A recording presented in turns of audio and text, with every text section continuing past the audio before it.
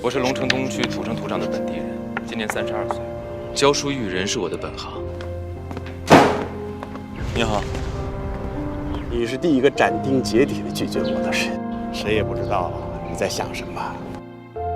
教授，拼尽全力守护一个人，真的值得吗？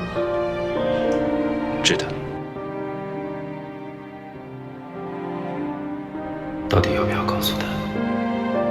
如果告诉他，会不会让他陷入危险？他们相互抓紧了新建制，生死无期。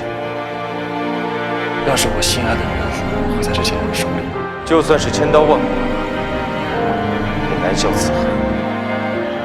这个身份藏不住。我猜的没错，你在克制。你再这样下去的话，你自己也会有危险的。我已经没有资格了。你们明目张胆的越线，私自逃离禁地，论罪，当诛。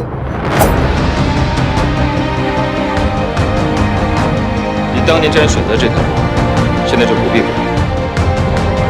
你要是敢把他牵扯进来，我绝对不会放过你。我告诉你，不管你手提如何，我都会把你揪出来。你们最好告诉我，否则是我生气。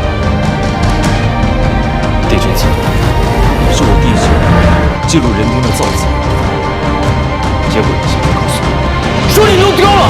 大人，求您放过我们吧。每个人都该为自己做过的事情负责，你既有罪，就当受罚。人老了，会经过不要再逞强，要留给我的时间，都还是多少？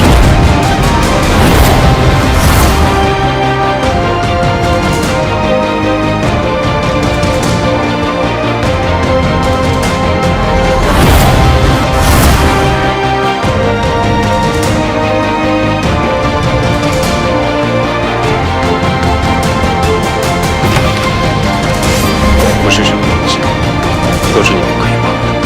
看着我的眼睛，你需要好好的休息一下。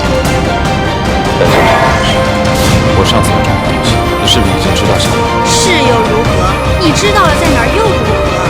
你难道真想以一己之力压人去？我不是，我怎么会相信？那你自己不做任何解释，继续一人独行。